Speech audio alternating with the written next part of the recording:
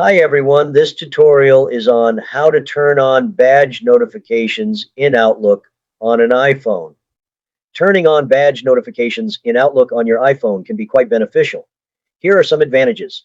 It provides a visual indicator of unread messages, allowing you to see at a glance if you have new emails without opening the app. You can quickly assess the urgency of checking your emails based on the number of unread messages. Badges offer a convenient way to stay informed about new messages while on the go. They can also help you manage your time more effectively by indicating when you need to allocate time to manage your inbox. This process is shown on iPhone 12 mini with iOS 17.6. Let's learn how to turn on badge notifications. Open the settings.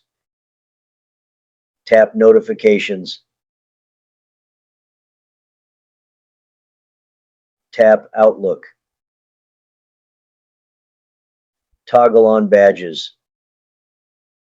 If you like this video, hit like, give us your comments, and share it with others. Another very important question for you. Are you interested in the training to help you take good control of your emails, tasks, and projects to help you effectively use your computer, smartphone, and mobile devices? TurnerTime has a special upskilling program for you.